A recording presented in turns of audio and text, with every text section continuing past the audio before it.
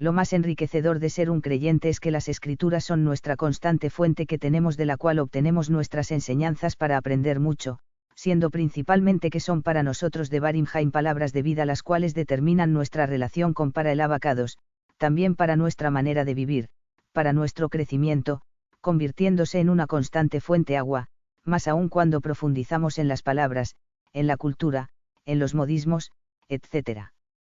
En este sentido es que hemos venido compartiendo nuestros estudios, análisis, temas, reflexiones, etc.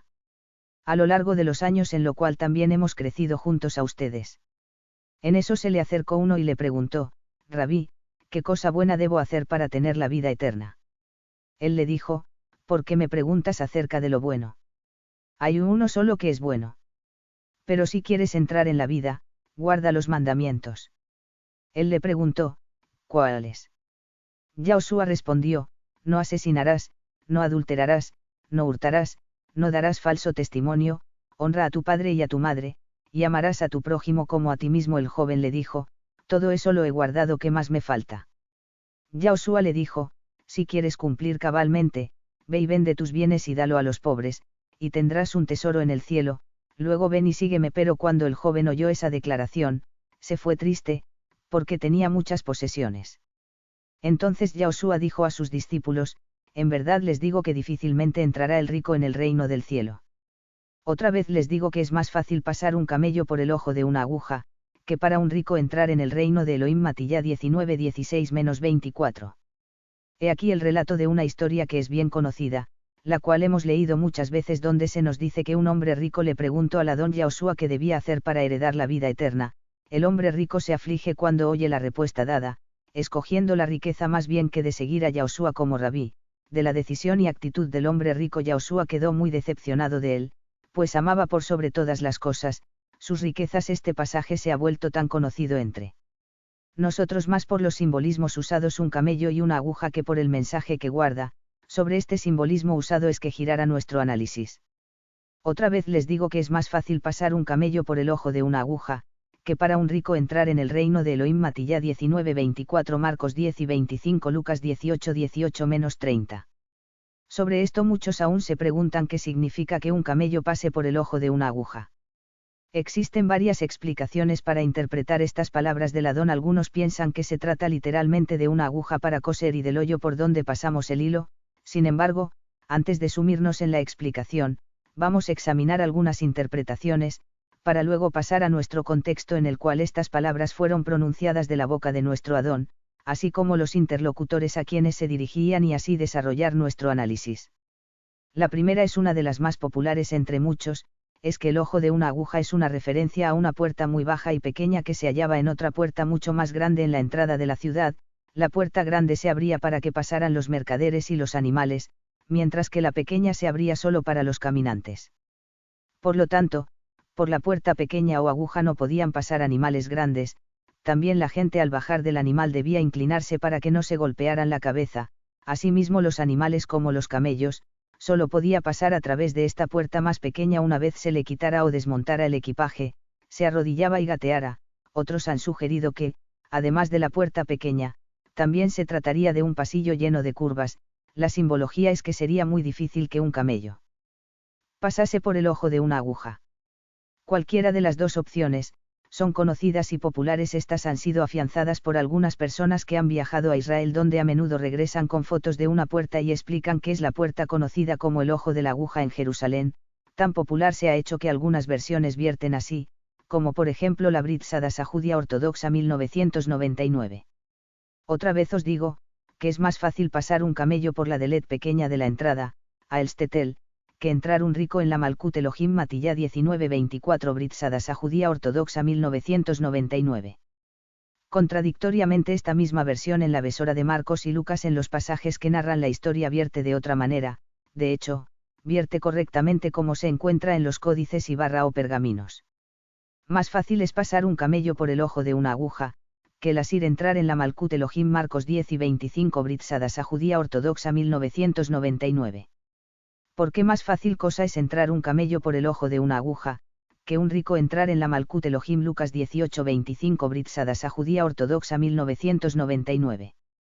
Estas explicaciones parecen plausibles con gran material para enseñanzas, la cuales reforzadas por historias encantadoras de viajes a Israel convirtiéndose en una excelente parábola para la predicación, y no es que le quiten la posibilidad de que un hombre rico entre al reino de YHWH, solo que todavía tiene que deshacerse de sus riquezas para entrar al reino, así como al camello se les quita el peso para poder entrar por la puerta, con el paralelismo de buscar a YHWH de rodillas sin todo nuestro equipaje. Sin embargo, el Adón Yahushua en el verso 27 declara que, aunque imposible para los hombres, para YHWH no es imposible, no dice que debas despojarte de todas tus riquezas, lo cual es un tema a abordar en otro análisis, pero además de todo esto, el problema de esta exégesis usada por algunas que la enseñan y citada por la Brit Sadasa judía ortodoxa en Matillá 19:24 desafortunadamente es completamente infundada. Sencillamente no es verdadera, es basada en un supuesto, ya que realmente no tiene fundamento histórico sólido que la respalde, ya que la idea de aplicar los términos hoyo de aguja, ojo de una aguja a portillos, puertas pequeñas es basada en tiempos modernos. Quien popularizó esta interpretación fue Lord Nugent, que al igual que los turistas de nuestros días, contó una experiencia de viaje en la cual escuchó que a las puertas pequeñas les llamaban agujero u ojo de la aguja, explicación que surgió en la Edad Media y la cual se le atribuye a Teofilacto, pero varias obras de consulta son claras al respecto. Nunca existió tal entrada en Jerusalén en ninguna época de su historia. La primera evidencia de tal idea se encuentra en el siglo XI, en un comentario de un religioso griego llamado Teofilacto, quien tuvo con el texto la misma dificultad que tenemos nosotros exegesis del Nuevo Testamento. Gordon Fee. No hay rastros de ella en la antigüedad, se dice que estas puertas fueron construidas en tiempos medievales. Diccionario expositivo de palabras del Nuevo Testamento de W. Evine. Asimismo, el arqueólogo especialista en Medio Oriente e historiador del Antiguo Testamento informa no hay pruebas antiguas o modernas de que tales entradas hayan sido llamadas por ese nombre. George Ernest Briggs. Estoy de acuerdo con la interpretación del ojo de la aguja como una puerta en Jerusalén en la ciudad amurallada es una ficción medieval, no hay evidencia documentada o restos arqueológicos que certifiquen la existencia de dicha puerta en Jerusalén u otras ciudades. Otra razón es que, esta suposición no ofrece ninguna explicación concreta salvo que un rico deba quitarse sus riquezas para poder entrar, así que veamos otro punto de vista sobre lo que quiere realmente decir en relación con él. Mensaje que quería dar nuestro Adón Yahushua desde la semántica hebrea. La segunda se refiere al significado de la palabra camello. Para muchos, se ha planteado la cuestión de si, en lugar de la palabra camello sería mejor usar la palabra cuerda, esto debido a que la palabra aramea gamla tenía el significado tanto para soga, cuerda como para camello. Al respecto, el traductor George Majestad Lamsa, famoso por la traducción de la Pesita aramea, en una versión editada con el nombre La Sagrada Biblia de los Antiguos Manuscritos Orientales, también conocida como la Biblia Lamsa, esto debido al nombre del traductor, en el texto en cuestión usa la palabra cuerda, mientras que una nota al pie en Matillá 19:24 dice, la palabra arameo gamla significa cuerda y camello. Además, las palabras griegas camilos cuerda y camelos camello, son muy similares, y la opinión de que estas palabras han sido confundidas ha sido discutida, donde se dice que los traductores habrían obviado su uso en tiempos bíblicos y la habrían traducido como camello en español. De entre más de 10 versiones consultadas solo hay que la versión de las Escrituras de Restauración edición del nombre verdadero es la que vierte de esta manera en los tres pasajes en cuestión: Matillá, Marcos y Lucas. Y una vez más yo les digo, es más fácil que una cuerda grande pase a través del ojo de una aguja, que para un hombre rico entrar en el Malhut de Matillá 19:24, Mordecai 10 y 25, Lucas 18:25. Esta idea cobra validez si tenemos en cuenta que las agujas en la antigüedad no eran unas agujas metálicas diminutas como las que conocemos y usamos hoy día, estas agujas eran relativamente un poco más grandes y estaban hechas de roble, de hueso y de alguna aleación de metal, de tal manera que se podía pasar por ella algo más grueso que un hilo común de nuestros días. Se dice entonces que Yahushua quiso decir lo difícil que sería tratar de pasar una cuerda a través del ojo de la aguja, pero sí. Al separar un poco algunas hebras una por una, entonces estas, al quedar separadas, podría pasar algunas de sus fibras, haciendo más fácil que pase la cuerda. Yahushua está usando esta expresión idiomática para mostrar que un hombre rico debe aprender a desprenderse y compartir algunos de sus bienes materiales, es decir, que sus posesiones así como las hebras de la cuerda se separaran pieza por pieza para que pueda ingresar al reino de Yahweh. Una alegoría aplicable y lógica usando la palabra cuerda en vez de camello.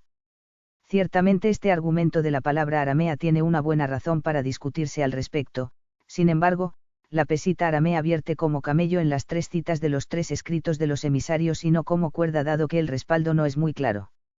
Les digo de nuevo, es más fácil que un camello entre por el ojo de una aguja, que un rico entre en el reino de dos matilla pesita aramea. ¿Por qué es más fácil a un camello entrar por el ojo de una aguja, que a un rico entrar en el reino de dos lucas pesita aramea? Es más fácil que un camello entre por el ojo de una aguja, que un rico entre en el reino de dos marcos pesita aramea. Tampoco los tardíos manuscritos del Matillá Mateo Hebreo Chemteo V o Yandutillet dan claridad al respecto. Y otra vez les digo que es más fácil pasar un camello por el ojo de una aguja, que traer a un rico al reino de los cielos Matillá Dutillet. Aún más, yo les digo que es más fácil para el camello entrar en el ojo de la aguja, que para el rico en el reino de los cielos Matillá Chemteo V. Hasta donde he sabido, todos los manuscritos más antiguos existentes griegos no dan razón para argumentar que se hayan equivocado sobre la palabra. Las palabras griegas camilos cuerda y camelos camello, y como vimos la pesita aramea aparece la palabra camello, por lo tanto sobre el caso del Amsam sobre si pudo ser la palabra cuerda o camello es solo en base a una suposición, siendo que las palabras son parecidas en arameo, pero de resto no hay más nada que eso. Además tenemos el hecho de las versiones en hebreo de Chemteo V o Dutillet, que aun cuando tardías, si los escritores hubieran hallado o presumido algún error de transmisión, hubieran vertido de manera correcta cuerda para así ser usada como crítica contra los católicos en los debates públicos y privados que se suscitaban, pero vemos que vertieron tal cual.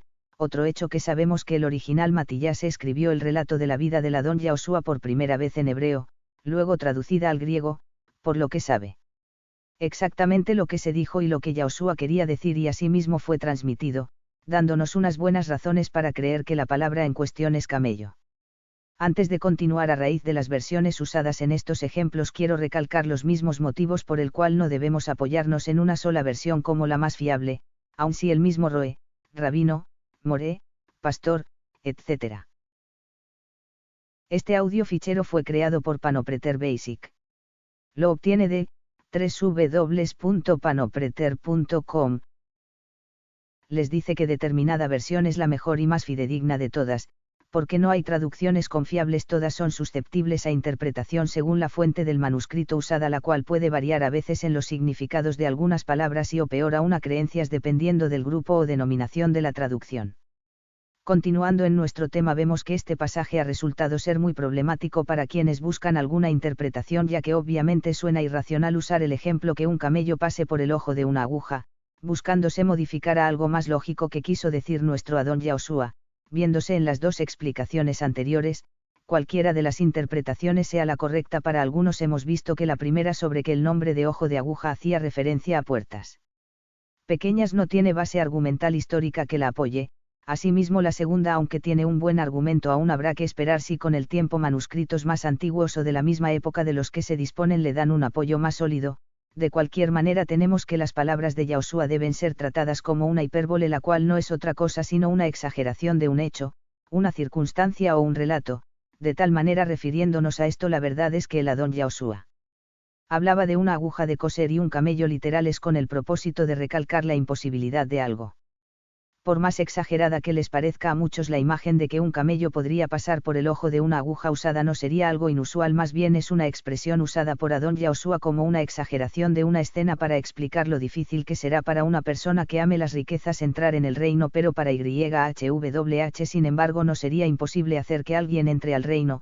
En los escritos de la tradición judía vemos unos ejemplos de expresiones o exageraciones como la usada por el Adón Yahushua. El Midrash, al hacer un comentario sobre el Cantar de los Cantares, alude a este modismo en la expresión. El santo dice: ábreme una puerta tan grande como un ojo de aguja y te abriré una puerta a través de la cual puedes entrar a las tiendas y camellos, aunque es cuestionable que la palabra aramea usada aquí realmente signifique camello. Del Talmud tenemos la expresión: ¿acaso no ha soñado el hombre con una palmera de oro o con un elefante que pasa por el ojo de una aguja? Talmud Babilonia, Tratado Berakot 55 bytes. Como vemos por estos ejemplos, sería imposible para un elefante así mismo como para un camello pasar por el ojo de una aguja de coser. Entonces claramente el objeto del Adón Yahushua en su metáfora es el de expresar la imposibilidad humana, y no hay necesidad de tratar de suavizar la dificultad haciendo que la aguja signifique otra cosa que el instrumento normal que se expresa con esta palabra. Ahora bien, aunque en nuestro análisis en cuestión solo nos centraríamos en la metáfora usada al final de la actitud tomada al final de la conversación de Yahushua con el hombre rico, haremos un breve comentario. ¿Quiso decir Yahushua que ningún rico podría entrar en el reino? No. La declaración de Yahushua no debe entenderse literalmente. Yahushua con esta ilustración exagerada solo quiso enfatizar que tal como un camello literal no puede pasar por el ojo de una aguja de coser literal, es imposible que un rico entre en el reino si sigue aferrándose a sus riquezas y no pone a YHWH en primer lugar en su vida. Lucas 13:24, 1 Timoteo 6 y 17-19. Este pasaje a menudo ha sido usado por muchos contra aquellos creyentes y no creyentes ricos o contra los que viven en condiciones un poco más cómodamente que el promedio, enseñándose prácticamente por todas partes que un rico no puede obtener la salvación sin desembarazarse de sus bienes materiales ofreciéndolos a los pobres. Al fin y al cabo, es imposible que un camello pase por el ojo de una aguja, y aunque ese fue precisamente el punto de Yahushua, esto es imposible a que muchas veces las personas ricas o acaudaladas ponen su confianza o aman sus posesiones o riquezas antes que las cosas espirituales que la pueden llevar a entrar al reino y recibir la vida eterna, pero esto no quiere decir que deba donar todas sus posesiones. No obstante, hubo algunos ricos que sí se hicieron talmidim de Yahushua. Matilla 27, 57, Lucas 19, 2,9. Así que es con la ayuda de YHWH que un rico puede abandonar su punto de vista materialista, pero la persona rica debe estar consciente de su necesidad espiritual y buscar la ayuda con sinceridad, la vida eterna, y lo mismo pueden hacer todos los que desean de corazón aprender y hacer la voluntad de YHWH. Matilla 5, 3, 19-16-26. En referencia a nuestro análisis y para concluir, puede ver en los modismos que hemos estudiado junto a posibles malas traducciones, nos enseñan claramente que no debemos limitarnos a conformarnos con lo que siempre nos ha enseñado. Muchas veces las expresiones idiomáticas y los cambios que ocurren cuando los escritos son sacados del idioma, cultura y expresiones usadas realmente, los cuales pueden llevar a confundir cuando solo se da un punto de vista. No podemos pasar por alto la cultura, el hebraísmo, las referencias que nos puedan aclarar ciertos aspectos en las escrituras. Tampoco debemos mezclar lo moderno y con lo antiguo para buscar racionalidad en aspectos culturales que no comprendemos del todo. Necesitamos aprender, investigar, estudiar y comprender la cultura hebrea. Este audio fichero fue creado por Panopreter Basic. Lo obtiene de www.paneopretr.com.